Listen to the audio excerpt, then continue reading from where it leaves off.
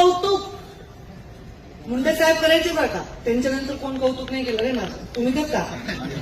मुंडे साहेब विचारायचे पंकजा आली का, भाषण कसं केलं, कशी चालली, कशी बोलली, माझ्यासारखी आहे का, माझ्यासारखी बोलते का. मी सगळं तुमच्यासारखं करते, फक्त खिशातून कंगवा काढून केस नाही विचारत. सगळं सगळं त्यांना भरवसे. कुठेही सभा घेतली की तिथल्या कार्यकर्त्याला फोन करायचे, कशी बोलली काय. काही सगळ्या ठिकाणी लोक म्हणे साहेब आज तुमचं काही काम नाही, आम्ही पेनवर भागवतो. सगळे तसे म्हणायचे. एक दिवशी मला म्हणले आता माझं काही काम नाही, म्हणजे माझी शेवटची निवडणूक आहे.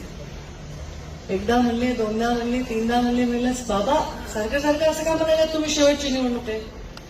तर मला म्हणले ज्या हातात समाज म्हणजे जात नाही बरं का, जात नाही.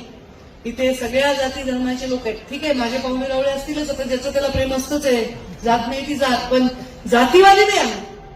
जात नाही समाज म्हणते. ज्या समाज ज्या हातात द्यायचा आहे ते हात तयार झाले. आता मला काही टेन्शन नाही, मी माझा पुढची निवडणूक लढणार नाही. मी रिटायर होणार आहे, मी तुझ्या घरी येऊन राहणार आहे. तू म्हणणार म्हातारा खोकायलाय, मला त्रास झाला, अशी गंमत करायची माझी.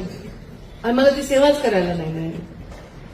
साहेबांना जेव्हा लागलं असं आपल्याला कळलं असतं आणि म्हणले असते की मुंडे साहेबांना 2 बाटल्या रक्त पाहिजे, 2 कोटी बाटल्या रक्त तिथे तयार झालं असतं. तो संधीच नाही मिळाली.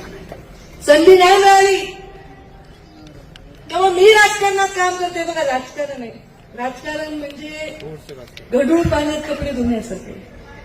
त्याच्यात पुन्हा मी त्रुटी फिरवून फिरवून किती फिरवू. आता ठरवून सुपारी असते, लोक बोलतात, आरोप करतात, काहीही बोलतात, येणं न घेणं कशातही आपल्याला आवडतात. पण मी राजकारणात का आहे हे सगळ्यात त्यांनी ऐकावं. जे खोटं बोलतात, आरोप करतात असे लोक असतात जगात, त्यांनी ऐकावं. ज्यांचं स्वतःच्या वडिलांवर प्रेम आहे आणि ज्यांनी स्वतःच्या वडिलाला गमावलंय.